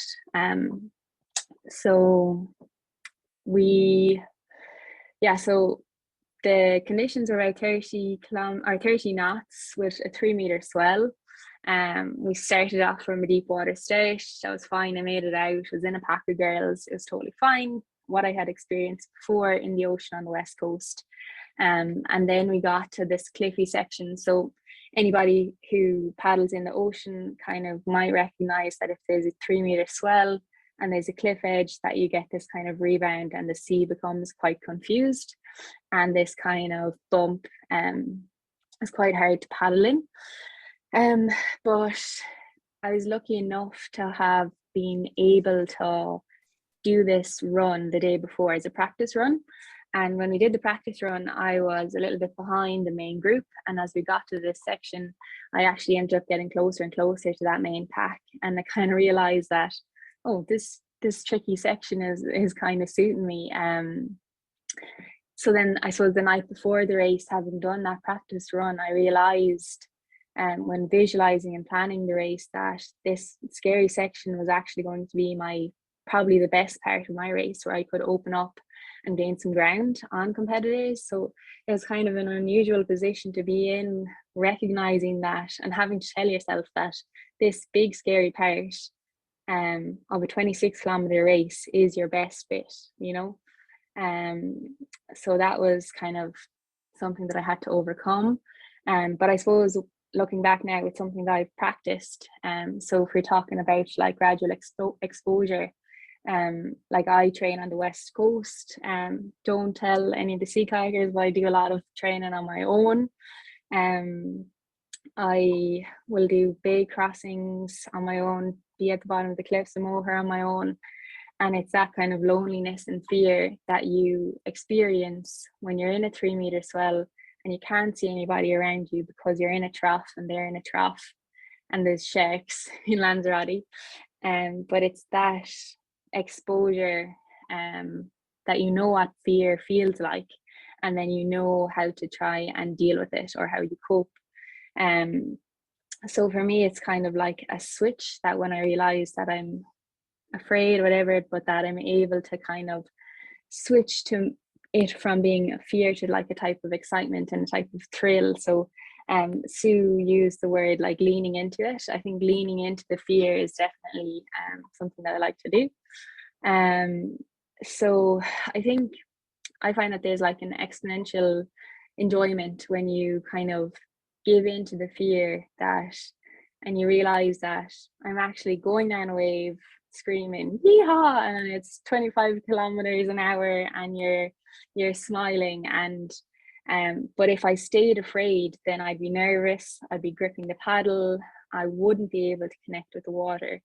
And like I think anybody who's been in, whether it's a river or a sea that's big and confused, and if you're gripping your paddle and you're stressed, then you're not, I suppose, being a pilot, but you're being a passenger, like Sue mentioned, that you're kind of like a sitting duck and you're getting thrown around by the waves. But when you remind yourself, or when I remind myself that like this is my hobby, I'm doing this for fun, I love doing this, I'm able to kind of let loose and change from being tense to being relaxed, and almost feeling like cheeky and bold, that like I should be scared, but I'm actually having the time of my life, and I'm so lucky to be capable to be here. I suppose cheeky is a nice word that I like to use as well, because I know for a fact that there's paddlers out there that are much faster than I am, and they're not able to cope with the fear or change their mindset and read the waves and kind of disconnect from the fear and kind of connect with the ocean. So that's quite difficult to explain when people ask, oh, how were you able to like catch those runs so well? It's really connecting with the ocean by disconnecting with fear, I think is what I've found from reflection. So I suppose that's a tool that I would use, as exposure and kind of thinking about, have I been in this situation before and what I need to do and how I feel. I think another tool that I used in this situation when I got to those cliffs and I knew there was huge swell, I suppose I actually didn't know at the time how big it was. I knew it was pretty huge, but I remember afterwards Ty DeBarra also did the race, and he said he looked over his shoulder and it was like a 2-story house behind him, which I'm glad now that I didn't look behind my shoulder. So I suppose the other tool that I would use is my swimming career. I suppose that I'm so lucky to be so confident in my swimming ability and rationalizing what would go wrong if the worst thing ever happened. So if I fell in, well, I'm a good swimmer, like I'll be fine. I might not win an ICF medal, but that's okay. I'll be fine. And this is my hobby. And this is why I came to do it. So it's me being able to kind of think through what's the worst of the worst that could happen and can I deal with it. And that type of reassurance might be different for other people, but it's fundamentally is kind of thinking, what's the worst that can happen? Can I deal with it? Have I been exposed to it before? And you might not be a competent swimmer, but you might have a different tool. Like you might have competent friends with you, or you might have the equipment you need. So it's just having a plan, I suppose. Yeah, so I think that is pretty much it. Yeah, so I was able to overcome my fear, be able to kind of take control of my fear and really enjoy the buzz of being in those huge conditions. And I was able to milk it and make the most of it, and come out with, I suppose, a medal in the end, but also be smiling in the middle of a 26-kilometer world championship race, just really enjoying it, and just sending it. So yeah, that's my most insightful experience of fear, and I definitely learned a lot from that. It's great, Roisin. I have a question for you. Go for it. Something I didn't mention earlier was just about being in the environment and how therapeutic it is. And I know you mentioned that about being on the sea and how you talked about that being your hobby and how important that was for you and how that helped you kind of rethink fear and reframe it and talk about, this is my hobby, I want to be here. And I suppose your mantras are really interesting as well, and what you say to yourself. And you talk to yourself about a cheeky Irish woman and bending it, and kind of the mantras that you say to yourself are really good. And I'm just wondering then about that resilience that you've built up, because you paddle on your own in the sea, and you talked about being off on the west coast out in the Atlantic and that time on your own. So how does that, something that we haven't talked about is about how you can use this mental resilience and how that is transferred into your life in other ways. Yeah, I think it, you can see it throughout my life. I think being resilient is predominant in even my education and stuff. So like I'm doing a master's at the moment. It's an accelerated physiotherapy program. I went in as the blonde teacher who knew nothing about a muscle or anatomy or anything like that, but it was the resilience and determination to put in the hours that it took to be the best in the class, and work harder than everyone else in order to get there.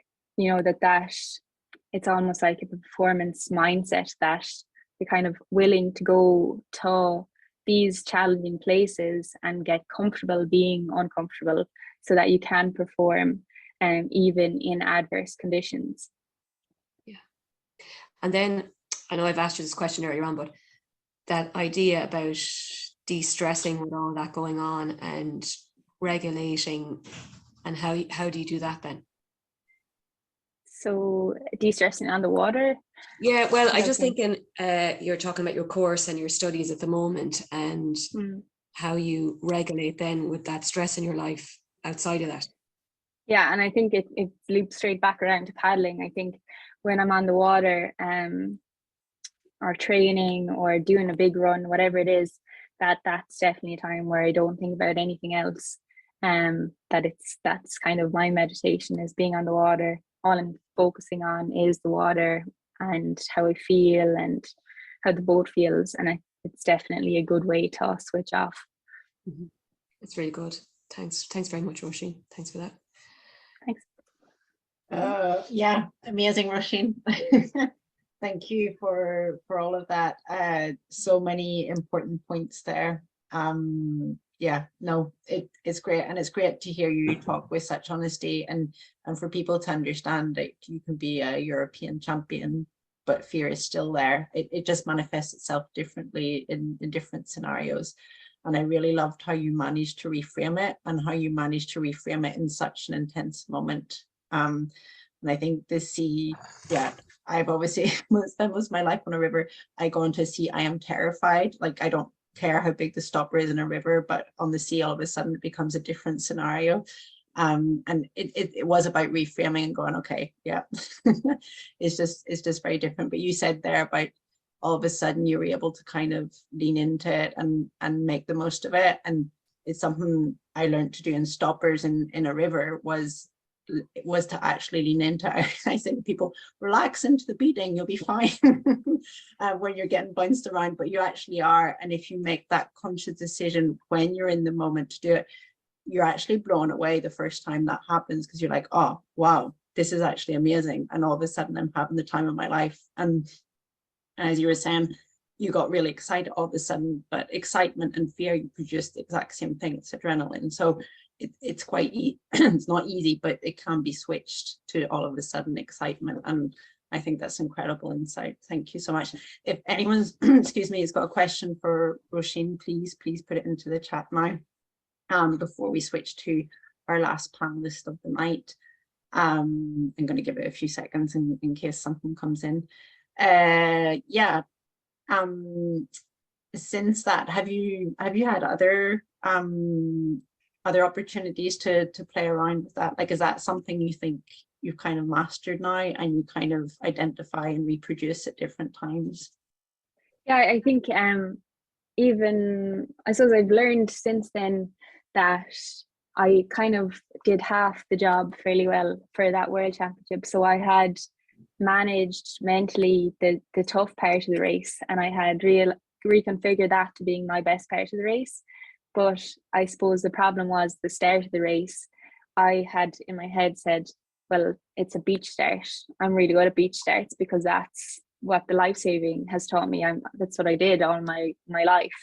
And I hadn't considered that to be an obstacle, and I hadn't thought through how to deal with that, or it was never even going to be an issue. And then when it was an issue, I wasn't ready to deal with it. So I think being more thorough in my race plan and my visualization is definitely something that's come on since that race.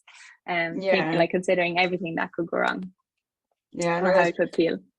Yeah, and as you said, it's taking that skill of reframing and being able to apply it to any situation. And as an athlete, you have, and especially in outdoor sport, yeah, like that scenario, well, the beach start's gone. So your starting line has changed all of a sudden, something you've never experienced.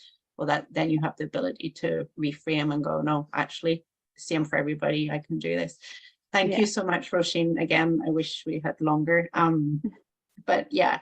We're going to move on now to our last panelist of the night, David McClure, who is reigning freestyle European champion, who came fourth at the recent World Championships last year in Nottingham. And yeah, David is also a very active coach, very active in Southeast Freestyle, has done a lot of work around Europe in coaching, really. So I'm going to thank you so much, Roisin, and now we're going to let Dave take over. Hey, how's it going, guys? Great talk, Catherine. That was really interesting. I suppose I should give a little intro as to how I started kayaking, because people might look at me now and think it's easy. And it's never been that easy, really. So I started kayaking as a kid, and basically I had friends, I had parents and parents' friends that pushed me. So I'd throw straps all the time. Took me ages to roll, took me ages to learn a double pump. And I suppose the one thing that kind of got me through it was the community around there. I was scared of it. I enjoyed it. I also hated it. there was a bit of everything, and the community helped. And then as I got older, when I started to do things by myself, well, I'll do more things by myself, the community falls away a bit. It was kind of persistence that got me through a lot of things, even when I would question why I should be doing certain things. So I know Roisin said there about resilience and stuff like that. I've definitely noticed in other paddlers when I see them do things and getting better is that bit of like resilience or grit or persistence. So generally when I'm scared of something or a little bit fearful, I try and fall back on that. No, first I'll question, is this the right decision? Or can I do this? Would I have done this morning when I thought it was a good idea? And if I still think it is, try and fall back on that resilience and grit and a bit of persistence, like, come on, you thought it was a good idea. It is a good idea, despite how scared you are right now. I think the first in kayaking experience of like fear, I didn't know what it was at the time. And it took me a while to figure it out, was maybe the first Worlds I went to in NOC, which is 2013 as a junior. And I went there and I made semifinals, and that was great. It was amazing. Prelims were amazing. Couldn't remember a thing. Got to semis, and I definitely noticed I was nervous. And I would say it's a 45-second run. I'd say the whistle went and I was out cheering with the family and celebrating that I'd compete in the Worlds in like a second or two. It just snapped by and I had no idea what had happened.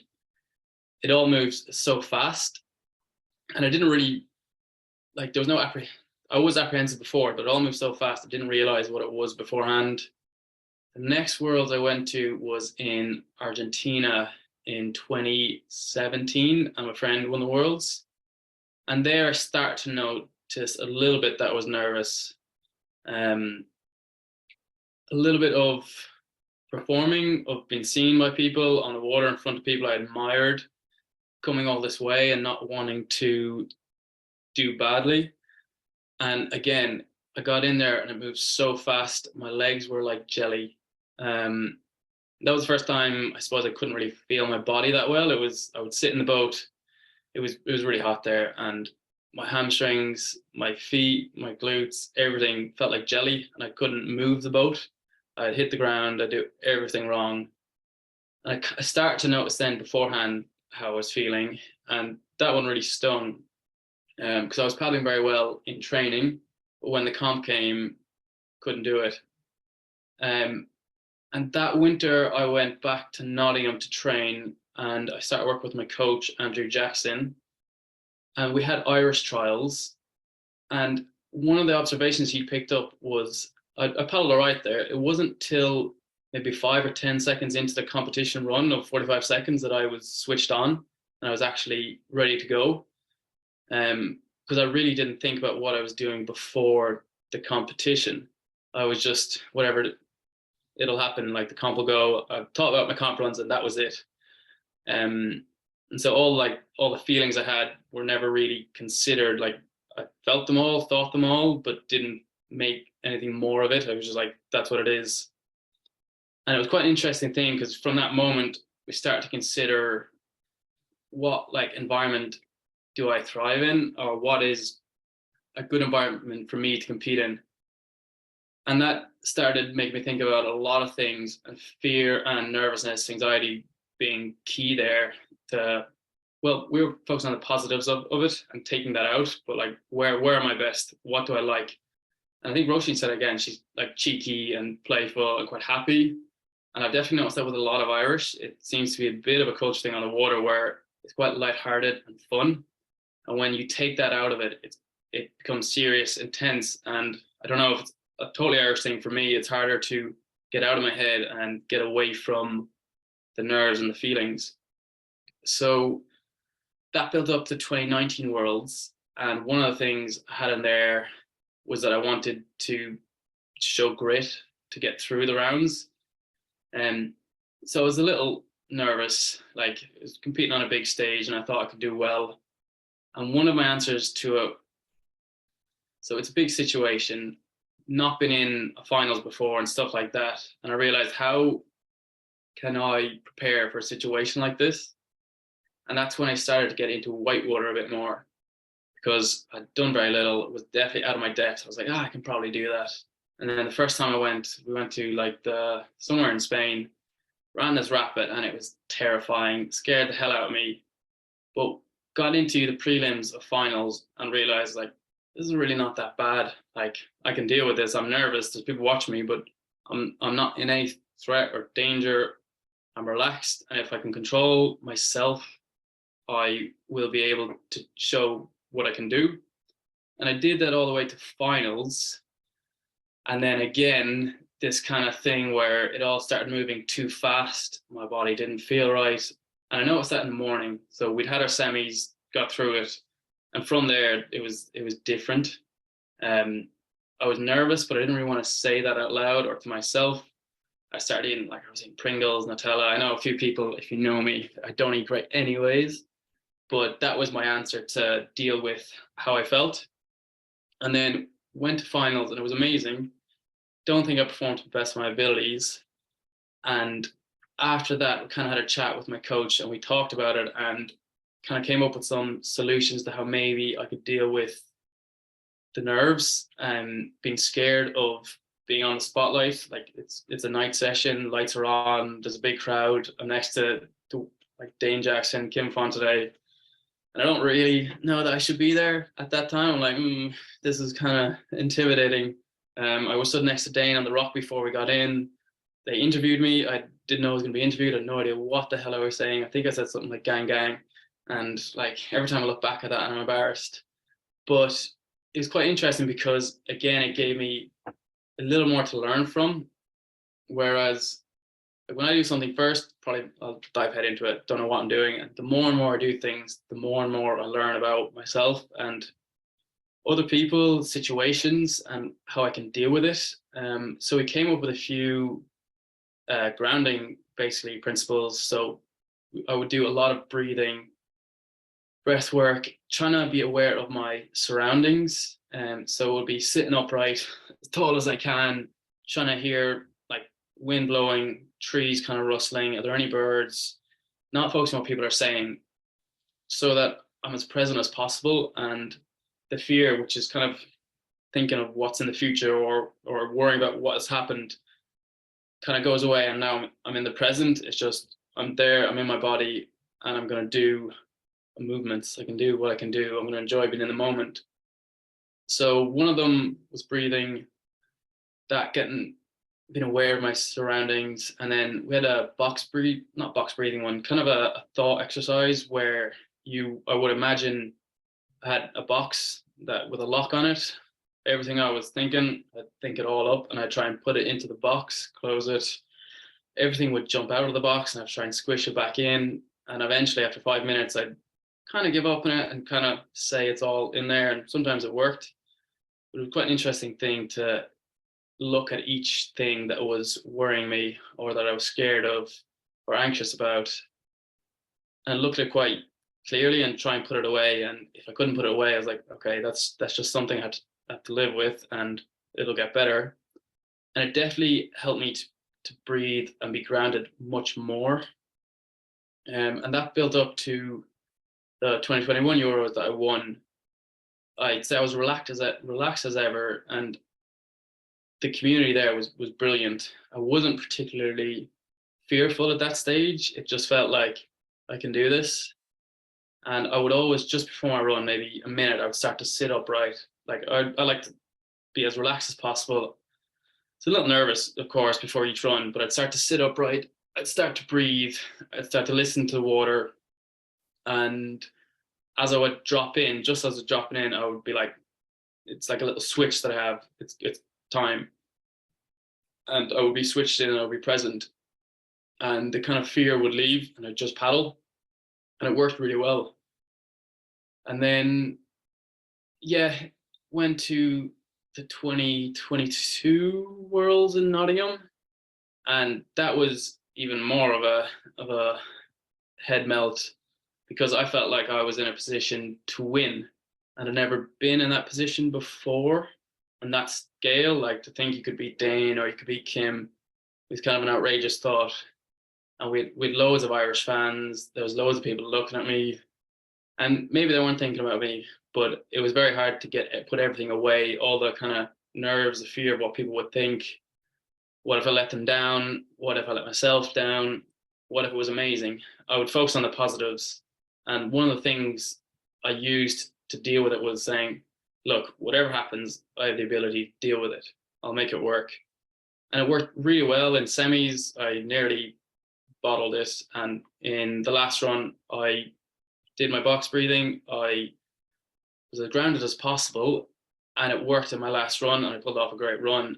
And then finals, I didn't feel, I noticed the morning of that things felt a little different, and I focused on the wrong things, and I leaned into I'll make it work anyways. I have the ability, I can make it work.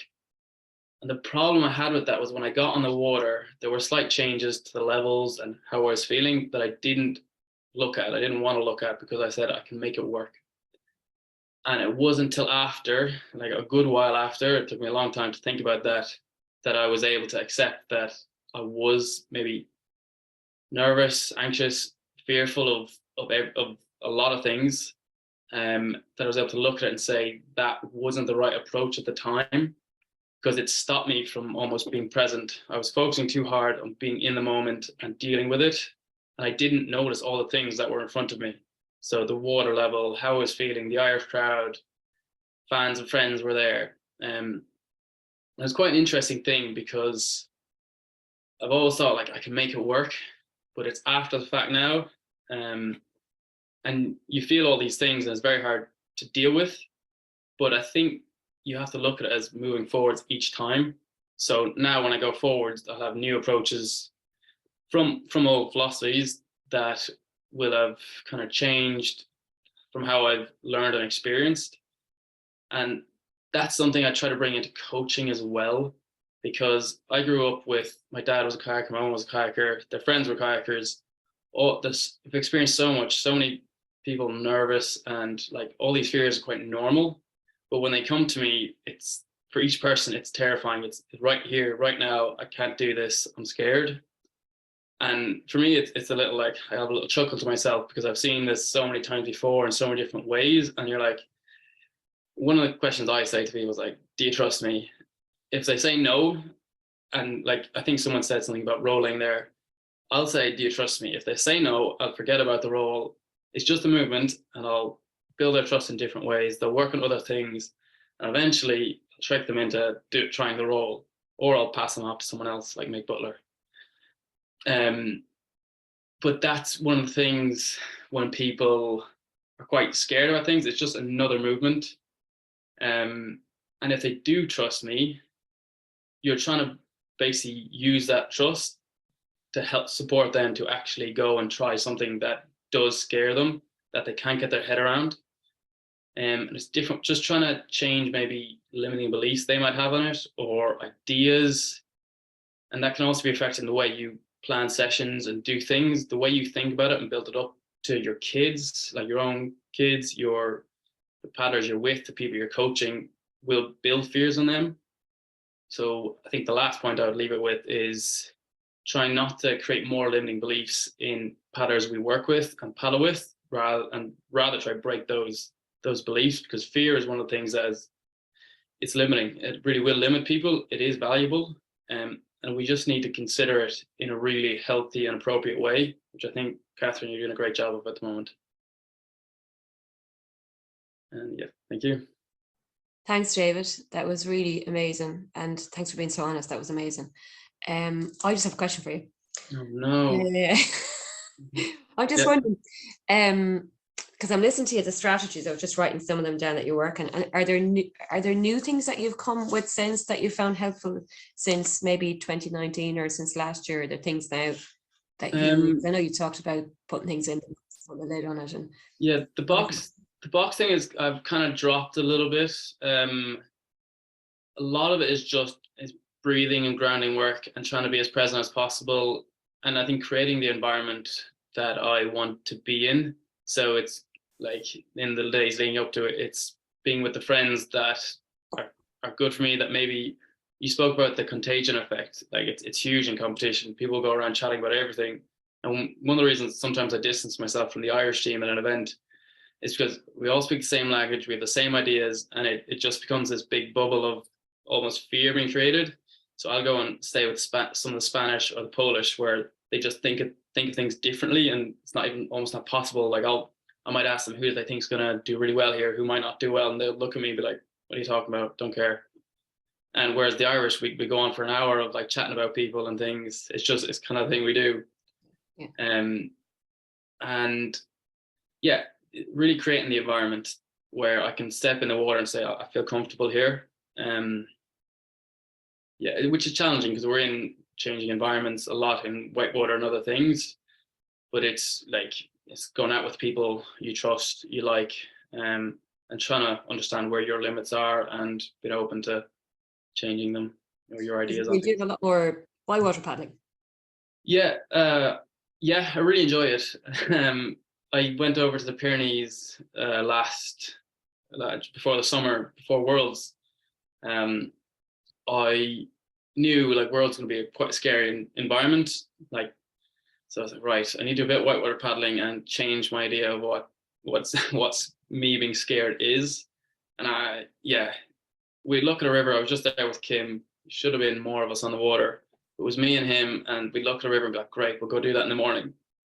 Get there in the morning, I'd look at it and be like, hi, Jesus Christ, I don't think I can do this. And Kim would be there and like, he wouldn't go do it by himself. I felt like, oh no, should I? Like, if I don't go, he doesn't go. If I go, oh God, this is terrifying. And most of the decisions were made before I felt that way, because I knew, like, I'd looked at them as rationally as I could and thought, right, I can do these sections, I can portage certain sections. But then I'm in that moment like, oh God.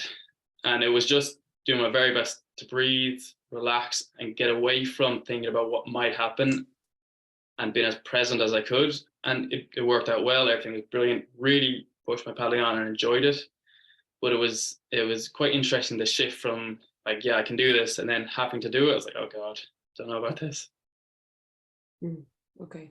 Yeah, you can see how much more mindful you are now about your paddling, and also about kind of in your own development, the strategies that you've developed over time and how you are in each situation. Yeah, and I'm sure they'll evolve as well as I get older and hear from other paddlers and how they deal with it. Like, there's always good bits and information to learn from people. Yeah, well done. Thanks, David. Thanks very much. I'll hand you back to Hannah. Hi. Yeah, I got questions for you, but before that, I've got a question in the chat, in the quick Q&A. Can your mother ask you a question? I hear her laughing downstairs, so no. No. Come on. No, Poor Caroline. Yeah, some really good points there. And I guess when Catherine talked about exposure, that can be one of the difficult things for athletes. Like, how do you simulate the environment? So a race environment can be that situation. So I really like your strategy of, well, I'm going to try and simulate a situation of fear or a situation of something that's going to trigger similar emotions. And I think that's a really good strategy, because as you were saying in training, none of this is appearing, but yet you're doing the exact same thing as you do in competition. So it's looking at the environment, looking at what you're feeling, and finding a strategy for that. So it doesn't necessarily have to happen exactly in the competition environment, but you can find ways of triggering that fear response, and then training yourself to work with that. So I thought that was really smart. Another thing you said, what if? And that's often a thought process we all go towards is, oh, what if I fall in? What if I mess up? What if I don't get this move? What if this happens? What if my deck? And a really nice reframing I only used as an athlete at the end, and I try to use with any athletes I work with, is shift it around to, so what? Yeah. So what if I mess up? Tomorrow, there's still another day. So what if my deck pops? Yeah, I fall in this one.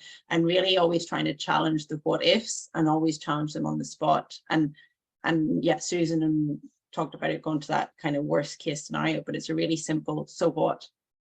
And then, and once you've discussed the so what and you've brought it out, then all of a sudden, I can go, Yeah, good to go.